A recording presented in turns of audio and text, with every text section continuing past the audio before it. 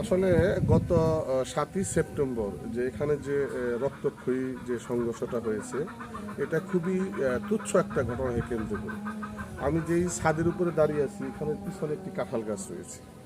সেই কাঁঠাল গাছের যে ডাল, এটি প্রতিপক্ষ আসলে আলেক তালুকদার গঙ্গের গাছ। সেই গাছটি এখানে এই গাছের যে কাঁঠাল গাছের যে মরা পাতাগুলো পড়ে এই ছাদের পানি নিষ্কাশনের ব্যবস্থাটা প্রতিবন্ধকতা তৈরি হয়। সেই গাছের ডালটিকে সোহেল তালুকদার তার চাচাকে যখন কেটে দিতে বলে, এই সামান্য বিষয় নিয়ে কথা কাটাকাটির এক পর্যায়ে সোহেল তালুকদার যেটি আমাকে বলেছেন যে তার পরবর্তীতে উত্তপ্ত বাকবিতণ্ডা হয়। এক পর্যায়ে আলেক তালুকদারের যে ছেলে রয়েছেন সাইফুল তালুকদার এবং মনির তালুকদার, তারা এসে ধারালো অস্ত্র দিয়ে মনির সোহেল তালুকদারের যে চাচা তাকে ধারালো অস্ত্রে আঘাত করে এবং সোহেল তালুকদারের যে বাবা রফিক তালুকদার তাকেও লাঠি পেটা করে। তো এই ঘটনাকে কেন্দ্র করে যখন আবার সোহেল তালুকদার যেটি বললেন যে পরবর্তীতে তিনি একটি হাতের কাছে লাঠি পেয়ে ঘটনাটি কি শুনতে গেলে সেখানে আলেক তালুকদারের আবার একটি ধারালো অস্ত্র নিয়ে দাঁড়িয়ে থাকে এবং সোহেল তালুকদার যেটি বললেন যে আলেক তালুকদারের কাছে জানতে চাইলে তিনি আবার সোহেল তালুকদারকে ধারালো অস্ত্রে আঘাত করতে গেলে ধস্তাধস্তির এক পর্যায়ে তিনিও অর্থাৎ আলেক তালুকদারও আঘাতপ্রাপ্ত হন। তো আমি যার পাশে রয়েছি উনি হলেন সোহেল তালুকদার। ওনার বাম পায়ে গভীর আঘাতের চিহ্ন হয়েছে এবং তার পায়ের আঙুল ভেঙে গিয়েছে। তো আমি এই মুহূর্তে তার কাছ থেকে শুনতে চাইব আসলে সে 7 তারিখে কী ঘটনা ঘটেছিল। হ্যাঁ বলেন তো, আপনার সাথে কী হয়েছিল? আমার সাথে যখন এই গাছের ডাল কাটা নিয়ে যখন ঝগড়া হয়, ঠিক ওই মুহূর্তে মানে মুখে কথা কাটাকাটি হচ্ছে, ঠিক ওই মুহূর্তে আমার বাবা যায় এখানে ঝগড়াটা থামানোর উদ্দেশ্যে। কিন্তু যখন উনি বলে যে এই তোরা ঝগড়া করিস না, ঠিক ওই মুহূর্তে ওনাকে ওর বড় ছেলে মোহাম্মদ সাইফুল তালুকদার একে লাঠির আঘাত করে মাটিতে ফেলে দেয়। আচ্ছা আচ্ছা। তার কিছুক্ষণ পরে আমার ছোট কাকা আসে, নাম কি? মোহাম্মদ আব্দুল সালাম তালুকদার। সালাম তালুকদার। হ্যাঁ, তিনি বাথরুমে ছিলেন, যে কারণে আসতে একটু লেট হয়েছে। উনি তর্কাতর্কি শুনছে, বাথরুমে ছিলেন। তো আসার পরে উনি খালি গায়ে ছিলেন, একদম শুধু লুঙ্গি পরা। উনি এসে থামানোর চেষ্টা করেন। ওই পর্যায়ে তখন হাত উঁচু করে বলেন যে এই তোরা মারামারি করিস না, কি করতেছ? ওই মুহূর্তে ওনার হাতে একটা খুব দেয়। খুব দিলেন কে?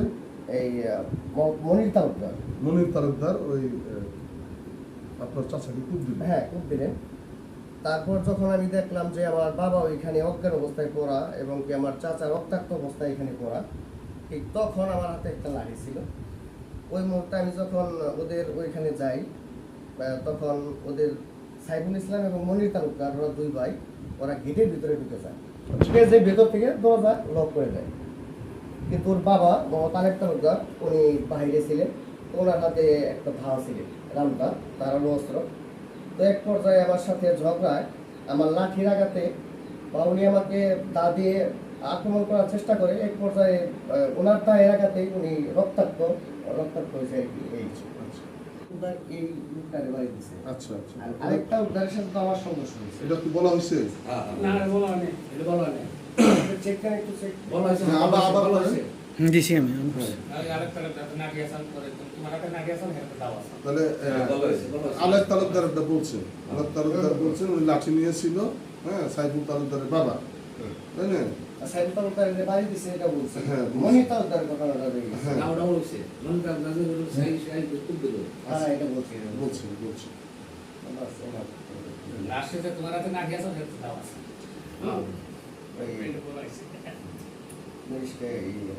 আচ্ছা, এখন আমি ওই যে গাছের কাছে একটু যাবো। হ্যাঁ, নিয়ে যাও ভাবি।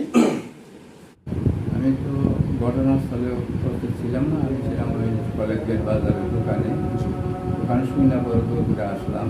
আইসা দেখি যে যারা ঝগড়া করছে এদেরকে সবাই হাসপাতাল নিয়ে গেছে। আচ্ছা, এখানে কেউ নাই।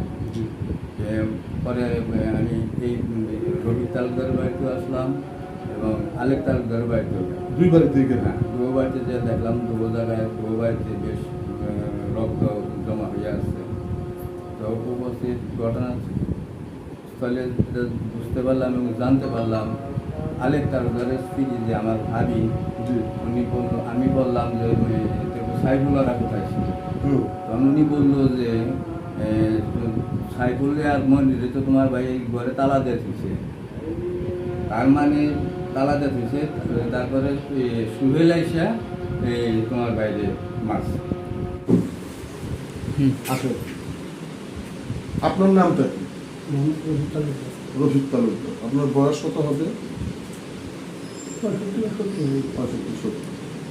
আচ্ছা, এই যে গত 7 তারিখের যে গাছের ডাল কাটা নিয়ে যে ঘটনা, এটা মানে ঘটনাটা কার সাথে, তারা আপনার কি করে? মানে ওনারা কি হয় আপনার? মানে আলেক তালুকদার আপনার স্বাস্থ্য? আচ্ছা, এই ঘরেই বসা ছিল না বাইরে? আচ্ছা আচ্ছা।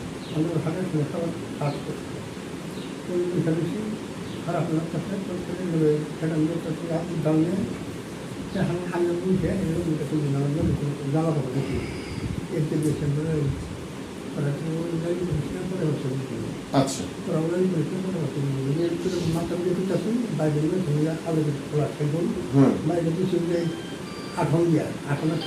হ্যাঁ হ্যাঁ হ্যাঁ।